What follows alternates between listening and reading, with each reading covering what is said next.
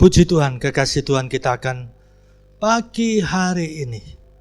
Sungguh indah kalau kita mengutamakan Yesus Kristus. Karena dalam Mazmur 90 ayat 14, kenyang terlebih dahulu dengan Tuhan setiap pagi, maka kita akan menjalani hari-hari di dalam sukacita Tuhan. Bahkan dikatakan, kemurahan Tuhan menaungi kita, dan Tuhan meneguhkan pekerjaan-pekerjaan kita. Puji Tuhan. Mari kita berdoa. Bapa Surgawi, sungguh Tuhan, bersama Tuhan kami ada sukacita, ada damai sejahtera. Dengan demikian kami bisa menjalani hidup ini dengan tenang, karena kami punya Yesus yang tidak berubah. Kami sambut firman Tuhan pagi hari ini dalam nama Tuhan Yesus Kristus. Haleluya. Amin.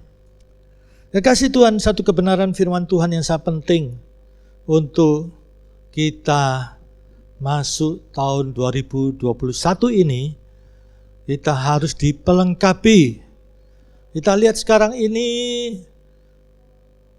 kita pandemi internasional ini, Indonesia juga terdampak. Tutup tahun kita merindukan supaya wabah teratasi. Kita dengar berita COVID-19 ini bermutasi, timbul varian yang baru lebih ganas, daya tularnya 70%, sehingga sudah masuk di Inggris dan kemudian masuk beberapa negara termasuk Singapura. Akhirnya pemerintah Indonesia menetapkan tanggal 1 Januari sampai tanggal 14 bandara ditutup untuk warga negara asing masuk ke Indonesia. Lihat, sampai begitu fatal. Virus yang tidak kelihatan mata ini tapi mematikan. Lihat, protokol sudah diterapkan tetapi virus ini semakin ganas. Nah, kekasih Tuhan, kita harus dibentengi. Kita dalam wabah pandemi ini, ya, kita menerapkan protokol kesehatan, pakai masker yang tepat, cuci tangan dengan antibiotik, demikian juga jaga jarak, jangan berkerumun. Nah, di sini kita juga harus ada ya alat pelindung diri, tentunya yang rohani, APD. Lihat dokter-dokter saja, mereka sekolah mahal-mahal, belajar tekun sampai menjadi dokter. Lihat sampai mereka juga ya sampai tewas loh saudara, sekitar 242 sejak COVID ini melanda di Indonesia yang tewas. Mereka adalah pahlawan-pahlawan di garis depan. Nah, kekasih Tuhan, kita tidak tahu siapa yang ada terkena COVID ini. Ada yang OTG, orang tanpa gejala, ada carrier pembawa virus. Nah, ini kita membaca, kita perlu juga alat pelindung diri dengan perlengkapan rohani. Kita membaca di dalam Efesus pasal 6 ayat 10 sampai dengan 18. Perlengkapan rohani. Akhirnya hendaklah kamu kuat. Bukan kuat ya hanya vitamin ya, vitamin perlu apalagi sekarang COVID-19, vitamin C dan berbagai ya vitamin untuk antibody. Akhirnya hendaklah kamu kuat di dalam Tuhan. Kuat di dalam Tuhan. Tuhan itu Sang Maha. Kuat di dalam apa? Kuat di dalam kuasanya, power. Tentunya di sini Holy Spirit, Roh Kudus. Sebagaimana Roh Kudus di dalam Yohanes pasal 16 ayat 13-14. Ya, Roh Kudus membawa kita dalam seluruh kebenaran firman Tuhan. Dan Roh Kudus memberitahu hal-hal yang akan datang. Ya, rencana Tuhan, gerakan Roh Kudus pada akhir zaman. Dan yang sangat prinsip, Roh Kudus selalu memuliakan Tuhan Yesus Kristus. Kalau kita memuliakan diri kita, memasukkan diri kita, Roh Kudus tidak bisa bekerja. Kuat di dalam kekuatannya, kenakanlah, nah ini pakai seluruh ya perlengkapan senjata Allah, supaya kamu dapat bertahan melawan tipu muslihat iblis. Iblis itu bapak pembohong, Yohanes pasal 7 ayat 44. Dia bisa jadi seperti malaikat terang, seperti orang baik, seperti orang yang bercahaya, yang mulia, tapi ujungnya maut. Ini hati-hati, karena iblis itu bapaknya pembohong. Karena perjuangan kita bukanlah melawan darah dan daging, tetapi melawan pemerintah-pemerintah, melawan penguasa-penguasa, melawan penghulu-penghulu dunia yang gelap ini, melawan roh-roh jahat di udara. Lihat, iblis yang terorganisir, pernah menjatuhkan Simson yang kuat itu, pernah menjatuhkan Raja Daud yang kuat kerajaannya, pernah menjatuhkan Salomo dengan kekuatan hikmatnya pengetahuan. Kalau Simson jatuh karena dari telinga mendengar rayuan Delila terus menerus. Kalau Daud jatuh karena melihat terus menerus, ya, sehingga menginginkan Batseba itu, dan dengan cara kotor dia menempatkan Uria di medan perang, tewas diambil istrinya. Salomo demikian juga banyak upeti-upeti sampai istri selirnya ada 1000 dan membawa ke dalam penyembahan berhala. Mereka jatuh di dalam dosa karena membangun manusia kedagingannya. Nah, di sini teologi Rasul Paulus supaya kita membangun manusia roh kita, membangun manusia roh kita. Karena yang kita hadapi bukan alam nyata saja, tapi di baliknya itu ada alam roh di mana iblis ini terorganisir yang sudah pernah menjatuhkan orang-orang kuat dalam perjanjian lama. Itu sejarah yang sudah terjadi. Maka jangan sampai terulang. Jangan sampai kita ini tidak waspada dan berjaga-jaga. Setiap pengajaran Yesus, setiap pengajaran para rasul tentang akhir zaman, berdoa dan berjaga-jaga. Nah, di sini, sebab itu ambillah seluruh perlengkapan senjata Allah supaya kamu dapat mengadakan perlawanan pada hari yang jahat itu, dan tetap berdiri sesudah kamu menyelesaikan segala sesuatu. Hari yang jahat itu dibaliknya ada pemerintahan-pemerintahan iblis, ada penghulu-penghulu iblis, ada penguasa-penguasa iblis, ada roh-roh jahat, roh-roh teritorial, ya, di udara iblis dan antek-anteknya. Nah, di sini dikatakan apa? Pakailah seluruh perlengkapan senjata Allah supaya pada hari yang jahat itu. Bukankah Rasul Paulus katakan kita menjalani hari-hari ini adalah hari-hari yang jahat, dan dikatakan supaya kita penuh Roh Kudus. Jangan kita mabuk anggur. Maksudnya mabuk hal-hal duniawi, nafsu, keinginan mata, keinginan daging, keangkuhan hidup, kenikmatan duniawi yang sesaat ini saja. Hanya berapa waktu, hanya berapa menit, detik. Tapi malunya sampai ke anak cucu. Kasih Tuhan, disinilah betapa pentingnya supaya kita tetap berdiri pada hari yang jahat itu. Sesudah kamu menyelesaikan segala sesuatu, diselesaikan, dituntaskan. Seperti Yesus katakan, makananku adalah melakukan pekerjaan Tuhan, kehendak Bapa, dan menyelesaikannya. Jangan sampai kita merajuk, jangan sampai kita mutung, jangan sampai kita meninggalkan Yesus karena jabatan, karena kekayaan, karena materi, karena kesenangan, kenikmatan duniawi, karena nafsu yang sesaat itu saja. Nah, di sini dikatakan apa? Jadi berdirilah tegap, mantap, tegap, keyakinan penuh. Jangan sampai izinkan bimbang, khawatir menguasai kita. Usir itu, tolak. Katakan aku percaya, aku yakin dalam Yesus Kristus. Katakan ulang-ulang. Jangan sampai kebimbangan ini keluar dari perkataan kita, sampai membuat kita loyo, menguasai kita semuanya. Jangan sampai pikiran bimbang menguasai pikiran kita. Jangan sampai hati kita menjadi kecewa, tawar hati, dan jangan sampai diwujudkan dalam perbuatan malas doa, malas baca Alkitab, malas ibadah. Nah, di sini perhatikan, berdirilah tegap, berikat pinggangkan kebenaran. Komitmen, ikat pinggang kita diikat oleh kebenaran, bukan filosofi duniawi ini. Kita harus jelas. Tidak mengambil keputusan adalah firman Tuhan. Harus jelas Alkitabnya, kitabnya apa, alamatnya apa, pasal berapa, ayat berapa. Kita katakan dengan keyakinan sebagai pengakuan iman dan hati yang percaya. Roma pasal 10, mulut mengaku dan hati percaya. Disitulah kita akan melihat.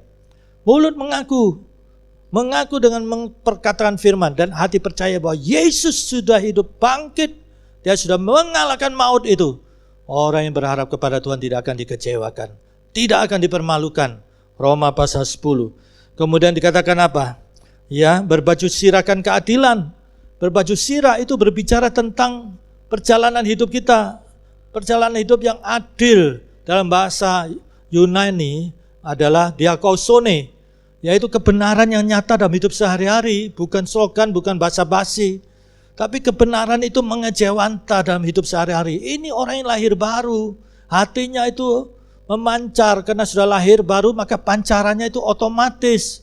Ia termanifestasi mengejawanta dalam perbuatan-perbuatan kebenaran. Jadi hidupnya itu genah. Tidak ada dosa-dosa yang tersembunyi. Tidak ada skandal-skandal yang tersembunyi. Dan lihat, kakinya berkasutkan kerelaan untuk memberitakan Injil damai sejahtera. Prinsip komunikasi adalah pemberita adalah berita. Pemberita itu membawa berita, tapi hidupnya juga berita. Disinilah betapa pentingnya hidup kita ini, iman itu termanifestasi dalam hidup sehari-hari, mengejawanta dalam hidup sehari-hari. Inilah yang ditujukan oleh Yakobus. Iman yang hidup itu termanifestasi, bukan iman kurang sempurna kemudian tambah perbuatan, bukan, satu paket. Sekali lagi saya katakan satu paket. Orang yang beriman kepada Yesus, lahir baru, maka itu akan termanifestasi dalam hidup sehari-hari. Karena dia punya hati yang baru, ada benih ilahi, dan itu akan memancar. Karena hati diciptakan itu memancar, otomatis memancar. Tanpa ya dia harus paksakan diri melakukan, tapi otomatis satu paket. Nah di sini kasut itu perjalanan hidupnya. Perjalanan hidupnya membawa Injil. Orang-orang sekitarnya bisa melihat Yesus di dalam hidup kita. Ini manusia baru. Ya, dalam segala keadaan. Nah ini segala keadaan. Keadaan apapun. Saudara lagi senang berkat, bisa memuji Tuhan, mengagungkan Tuhan. Orang dunia pun bisa berbuat demikian. Tetapi Tuhan mau kita beda. Mungkin kita disusahkan, difitnah, dirugikan. Tetapi pada saat yang demikian kita bisa puji Tuhan. Puji Tuhan. Kita tidak berdosa dalam perkataan, pikiran, hati, dan perbuatan. Inilah ya umat Tuhan yang sejati. Dalam segala keadaan pergunakan perisai iman. Perisai ya melindungi seluruh tubuh kita ini. Yakin, percaya ya yang mantap berdasarkan firman, bukan berdasarkan perasaan. Perasaan kita mudah labil kena situasi kondisi. Apakah yang mengalahkan dunia ini? Rasul Yohanes katakan, mereka yang percaya beriman kepada Yesus dan firman-Nya. Itulah orang yang mengalahkan dunia. Dan dikatakan apa? Dapat memadamkan semua panah api dari si jahat. Ini pentingnya. Keyakinan teguh berdasarkan firman Tuhan. Bukan perasaan. Ada dasar ayat jelas, kitab pasal, ayat. Kita katakan dan yakin, mulut mengaku, hati percaya. Teguh mantap. Disinilah kita akan lihat kemuliaan Tuhan dinyatakan. Dapat memadamkan semua panah api dari si jahat. Dan terimalah ketopong keselamatan dan pedang roh, yaitu firman Allah. Nah ini, pikiran kita ini sering jadi ajang. Ya, iblis memasukkan pikiran-pikirannya. Kenneth Hagin pernah menceritakan, dia dibuka mata rohaninya. Iblis itu duduk di bahu seorang anak Tuhan dan mulai memasukkan pikiran-pikirannya. Anak Tuhan itu tidak sadar seperti pikirannya sendiri. Nah ini kalau orang tidak punya firman Tuhan, tidak punya pikiran Kristus, tidak bisa membedakan. Bukankah Amsal katakan sepertinya lurus tapi ujungnya maut, seperti pikirannya baik tapi ujungnya maut. Bukankah iblis itu bapa pembohong? Dia bisa seperti malaikat terang tapi ujungnya maut. Nah itu sebabnya ketopong keselamatan. Sudah lahir baru diperbaharui pikirannya dengan firman Tuhan. Dan punya pedang roh yaitu firman Allah. Kita tidak pegang filosofi, kita tidak pegang primbom, mantra-mantra, tapi firman Tuhan. Saya bisa baca dalam Mazmur 19 firman Tuhan itu sempurna, menyegarkan, memantapkan, meneguhkan. Firman Tuhan dari Kejadian sampai Wahyu tidak boleh ditambah dan tidak boleh dikurang. Ayat-ayat ini bisa hidup kalau kita perhatikan ayat berikutnya. Dalam segala doa dan permohonan berdoalah di dalam setiap waktu dalam roh dan berjaga-jagalah. Berjaga-jagalah dalam doamu itu dengan permohonan yang tak putus-putusnya untuk segala orang kudus. Dalam bahasa Yunani sangat jelas. Ya, pelengkapan senjata rohani ini dasarnya adalah berdoa dalam Roh Kudus dan jangan sampai padam, berjaga-jaga. Kalau saudara lihat pelita emas di tabernakel di ruang suci, itu asapnya tidak boleh padam. Menaungi ya meja roti firman Tuhan, menaungi pelita emas yaitu pelayanan dan karunia. Nah, meja roti ini yang menentukan mati hidupnya rohani saudara. Kenapa firman Tuhan terasa kering? Mengapa pelayanan kita kering? Karena mezbah dupa kita sudah padam. Nah, di sini dikatakan berjaga-jaga dengan permohonan yang tak putus-putusnya. Terus asap itu menyala seperti di ruang suci. Jangan sampai padam. Dan asap hadirat Tuhan itu bisa menjangkau semua. Bahkan celah-celah pun bisa dijangkau. Seluruh aspek hidup kita dijangkau oleh hadirat Tuhan. Dan lihat semua senjata menjadi hidup. Bukankah dikatakan firman itu huruf itu mati. Tapi roh itu yang menghidupkan. Roh Kudus mengurapi orang-orang yang berdoa dalam Roh Kudus. Dikatakan berdoalah dalam Roh Kudus. Apa artinya? Sederhana sekali. Jangan ditafsirkan kemana-mana. Seperti berdoa dalam hati, berdoa sesuai firman. Kalau memang begitu tulislah, to the point. Tapi dikatakan berdoa dalam Roh Kudus. Maka berdoalah dalam kaitan dengan Holy Spirit dan karunia. Roh Kudus dan karunia-karunianya. Ini sederhana sekali. Kita berdoa. Kita yang sudah lahir baru fokus kepada Yesus. Kita berdoa di dalam roh dan kebenaran. Sebagai manusia baru fokus kita Yesus. Roh Kudus memimpin kita bermazmur.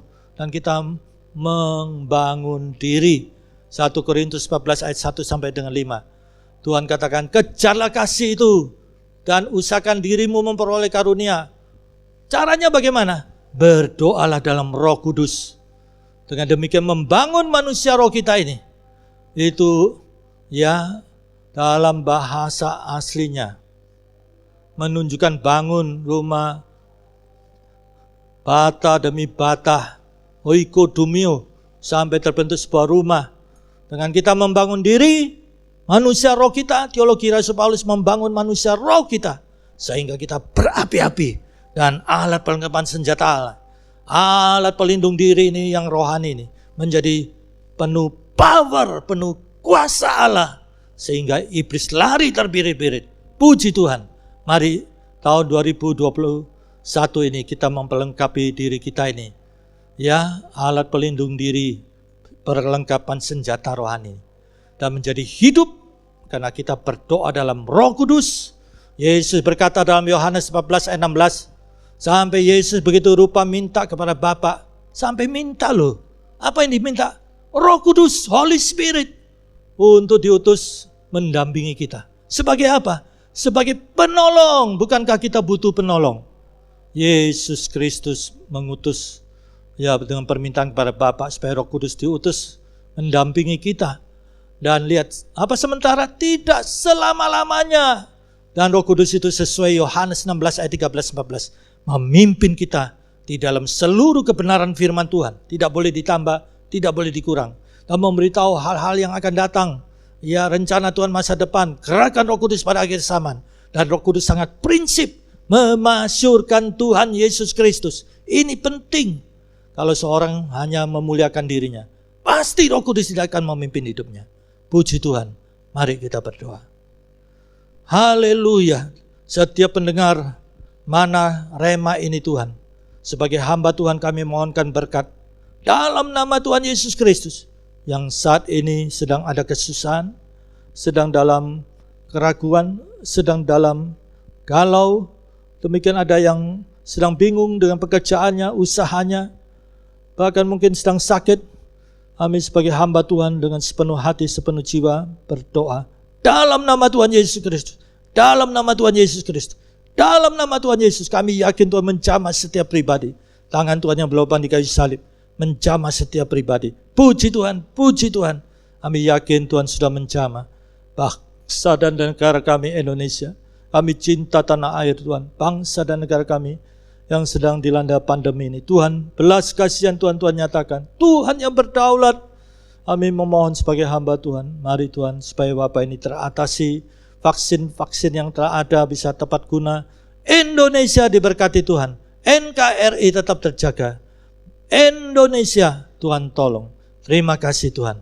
Kasih karunia Bapa Surgawi, kasih Tuhan Yesus, dan persekutuan Roh Kudus menyertai saudara mulai sekarang ini sampai Maranatha, Tuhan Yesus datang kembali. Haleluya.